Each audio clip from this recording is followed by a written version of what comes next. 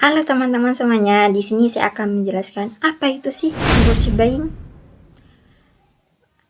Saya sebagai pemateri pertama tentang permasalahan impulsive buying. Perkenalkan dulu, nama saya Hamimatul Zahra dari kelas Akuntansi Syariah 1. Teman-teman sudah tahu apa itu impulsive buying? Kalau belum tahu sini saya jelasin. Impulsive buying itu merupakan perilaku seseorang atau konsumen yang membeli barang secara tidak sengaja, secara tiba-tiba, dan juga tanpa ada perencanaan matang sebelumnya. Biasanya impulsive buying ini dipicu oleh dorongan emosional, faktor lingkungan, dan juga faktor iklan yang menarik. Kita kita sudah tahu kan apa itu impulsive buying. Sekarang kita masuk ke dalam permasalahan utama impulsive buying itu sendiri.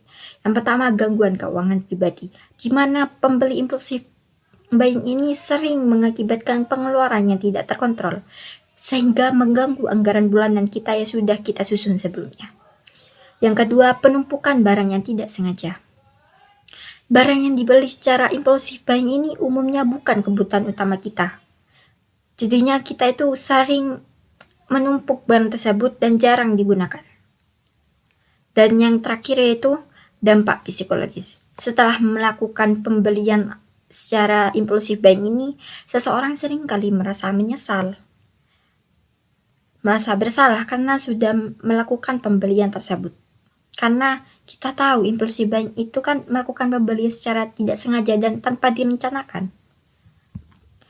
Dan kita masuk sekarang ke dalam faktor utama penyebab impulsive buying itu sendiri. Yang pertama, karena dorongan emosional. Apalagi sekarang yang banyak membeli barang secara impulsive buying ini cewek-cewek ya. Seperti mereka itu sedang stres, bahagia, atau kebosanan. Jadinya itu menjadi faktor utama penyebab impulsive buying itu sendiri.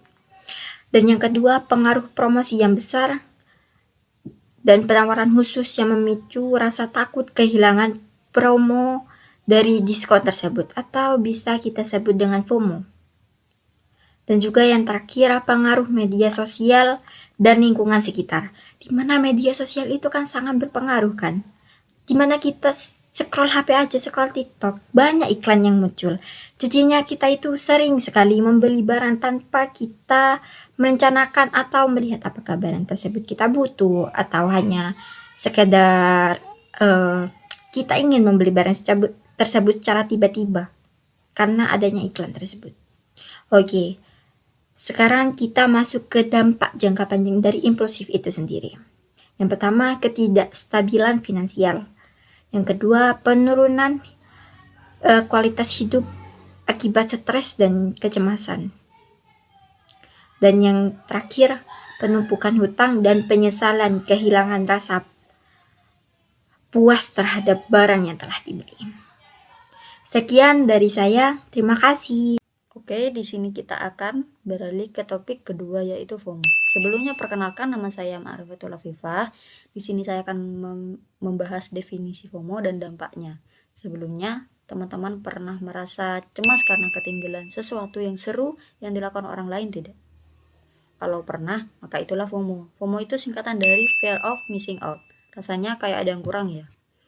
Nah, untuk definisi FOMO itu sendiri, FOMO itu perasaan cemas, takut bahwa seseorang sedang melewatkan pengalaman menyenangkan, informasi penting, atau kesempatan bagus yang sedang dialami orang lain. Dan itu berdampak tidak hanya sebatas psikologis, tidak hanya membuat depresi, banyak pikiran, stres, dan lain-lainnya. FOMO juga berdampak signifikan terhadap ekonomi kita. Perasaan ingin tidak tertinggal seringkali mendorong pengeluaran konsumtif yang berlebihan. Iya tidak? Nah, kita mungkin membeli barang atau jasa yang sebenarnya tidak kita butuhkan hanya untuk merasa sepadan dengan orang lain. Akibatnya tabungan kita bisa berkurang, bahkan kita bisa terlilit utang konsumsi. Parahnya lagi, perilaku konsumtif yang didorong FOMO dapat memicu kenaikan harga aset karena tingginya permintaan. Maka kita Gen Z ini sering sekali FOMO ya di bidang ekonomi. Seperti kita lihat teman-teman kita memakai ini, kita ingin juga. teman kita punya ini, kita ingin juga. Maka untuk menghindari dampak-dampak tersebut, kita stop FOMO. Kita bergaya sesuai dengan kemampuan kita, kapasitas kita, dan sesuai dengan apa yang kita miliki. Mungkin sekian dari saya. Selanjutnya akan dilanjutkan oleh rekan saya. Terima kasih. Di sini saya akan menjelaskan tentang Your Only Life on Sea, atau secara singkat dalam bahasa Inggris disebut dengan YOLO. Apa itu YOLO? YOLO ialah sikap yang mencerminkan pemikiran bahwa seseorang itu hanya hidup sekali dan harus menikmati hidupnya secara semaksimal mungkin. Dalam konteks ekonomi, YOLO ini dapat mendorong konsumen untuk melakukan pengeluaran yang besar dan tidak direncanakan, seperti halnya seseorang yang terus-menerus membeli gadget karena untuk mengetahui fitur-fitur terbarunya. Adapun dampak YOLO terhadap ekonomi ini seperti halnya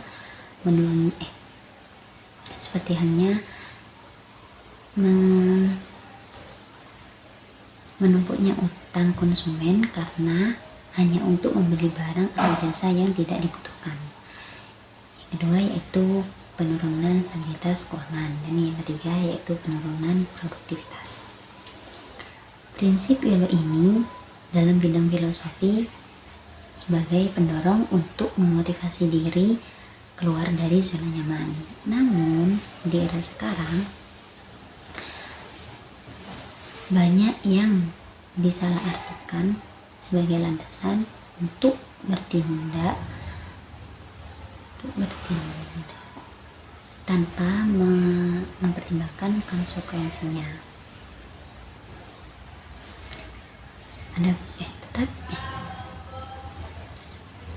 YOLO ini tidak hanya memiliki sifat yang negatif, ada juga yang bersifat positif, seperti halnya kita memutuskan melanjutkan pendidikan ke luar negeri itu karena tidak ingin menyesal di kemudian hari dan sebagai pengalaman. Jadi dapat disimpulkan bahwa kita harus memprioritaskan antara kebutuhan dan keinginan agar tidak terjerumus pada prinsip YOLO ini. Baik, saya akan menjelaskan mengenai permasalahan perilaku konsumsi kaum Gen Z. Ketidakseimbangan atau dampak negatif yang muncul dari cara generasi Z memenuhi kebutuhan dan keinginannya terhadap barang atau jasa seperti yang pertama itu mudah tergoda belanja online. Gen Z ini hidup di era digital seperti saat ini. Jadi mereka ini sering melihat iklan atau promo di media sosial. Akibatnya mereka memberi barang secara impulsif tanpa memikirkan jangka panjang. Dan yang kedua yaitu takut ketinggalan tren atau FOMO. Banyak dari mereka membeli barang ini hanya sekedar keinginan saja, bukan karena kebutuhan. Dan mengapa demikian? Karena mereka ini takut dianggap tidak mengikuti tren tersebut atau dianggap tidak kekinian. Yang ketiga yaitu pengaruh media sosial dan influencer. Melihat selebgram atau tiktokers memakai barang-barang tertentu, mereka ini langsung ingin ikut-ikutan membeli hanya karena dianggap keren. Dan yang keempat yaitu kurang paham soal keuangan. Banyak yang belum mengerti cara mengatur uang, belum terbiasa membuat atau belum punya kebiasaan untuk menabung.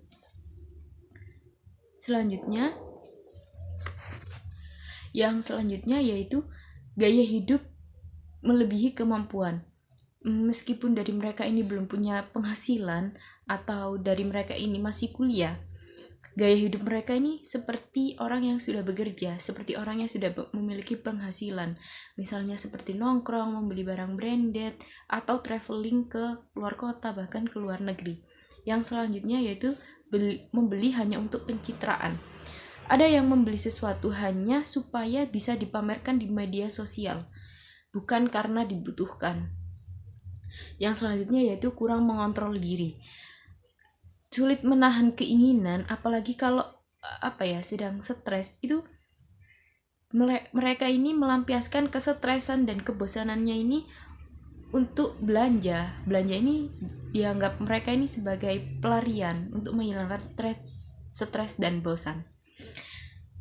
Dan permasalahan ini bisa diatasi kalau Gen Z ini mulai belajar mengelola uang dan tahu mengenai prioritas apa yang dibutuhkan dari diri dia, dan tidak mudah tergoda dengan tren-tren yang trending seperti saat ini. Masalah lain adalah mereka juga ini sering mengikuti gaya hidup orang lain, seperti temannya membeli sesuatu dan mereka ini tuh ingin membeli sesuatu tersebut seperti temannya itu. Jadi keputusan belanja lebih karena pengaruh lingkungan sekitar, bukan pertimbangan yang matang.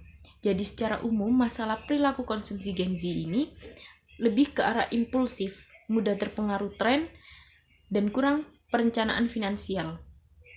Sebenarnya ini bisa diatasi kalau memang sejak awal sudah dibiasakan untuk mengerti cara mengatur keuangan, mengelola keuangan dengan baik itu seperti apa, dan sudah dibiasakan untuk menabung, serta bisa membedakan mana kebutuhan dan keinginan yang memang perlu dibutuhkan. Tapi semua ini tidak mudah bagi para Gen Z dan perlu contoh dan proses di lingkungan sekitar mereka yang dekat dengan orang-orang sekitarnya. Sekian dari saya. Wassalamualaikum warahmatullahi wabarakatuh. Warahmatullahi wabarakatuh. Saya di sini akan menjelaskan tantangan konsumen muslim di era digital. Berikut beberapa aspek yang sudah saya tulis di sini. Yang pertama, rendahnya literasi konsumen pada ekonomi syariah. Rendahnya literasi ini menyebabkan pelaku usaha, khususnya UMKM, sulit untuk menentukan apakah produk itu halal atau tidak. Yang kedua, kesulitan memastikan produk halal. Kesulitan ini disebabkan oleh kompleksitas global dan inovasi cepat produk.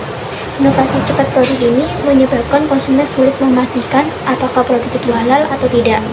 Yang ketiga, keterbatasan akses teknologi. Keterbatasan ini membuat sulit untuk lembaga mengeluarkan sertifikasi halal pada produk, khususnya pada produk-produk UMKM, karena biasanya mereka tutup mata akan era digital saat ini. Yang keempat, perbedaan regulasi dan standar halal negara. Perbedaan ini menyebabkan produk-produk sulit untuk mendapatkan sertifikasi halal di sebuah negara karena perbedaan syarat-syaratnya. Yang kelima, isu keamanan data dan pelindungan konsumen. Isu keamanan data ini menyebabkan konsumen muslim takut akan resiko keamanan data yang bocor dan keaslian produk. Yang keempat, tekanan budaya konsumtif dan gaya hidup barat. Tekanan ini menyebabkan konsumen muslim menjadi menghiraukan kehalalan produk dan sertifikasi halal produk untuk membelinya. Mereka lebih memberikan keinginan tanpa melihat apakah produk itu halal atau tidak. Sekian presentasi dari saya, semoga bisa bermanfaat. Assalamualaikum warahmatullahi wabarakatuh. Baik, di sini saya akan menjelaskan terkait kesimpulan dari apa yang sudah dijelaskan oleh rekan-rekan saya tadi di awal. Di zaman yang sekarang ini, khususnya di kalangan Gen Z, banyak sekali permasalahan-permasalahan perilaku konsumsi. Banyak orang yang melakukan pembelian karena tergiur akan adanya diskon, iklan, atau mungkin karena ajakan temannya atau kerabatnya tanpa berpikir panjang, yang mengakibatkan ekonomi mereka akan menjadi tidak stabil, bahkan mungkin sampai terlilit hutang. Selain itu, gaya hidup takut ketinggalan atau yang sering kita dengar dengan sebutan FOMO dan prinsip sekali seumur hidup atau YOLO itu membuat mereka akan semakin boros dan susah untuk menabung. Contoh dari perilaku FOMO sendiri, mungkin sekitar 1 bulan yang lalu atau mungkin sampai saat ini, itu sedang tren baju atau gamis atau kaos yang berwarna burgundi atau mahogani. Nah, di kalangan Gen Z saya perhatikan itu banyak sekali yang mengikuti tren tersebut karena mereka itu takut ketertinggalan. Terlebih lagi seperti kita yang orang muslim dan muslimah, kita juga harus memperhatikan apakah produk yang akan kita beli itu sudah halal atau belum. Oleh karena itu, pengendalian diri itu juga menjadi kunci utama dalam melakukan perilaku konsumsi yang bijak, seimbang, dan sesuai dengan nilai-nilai etis.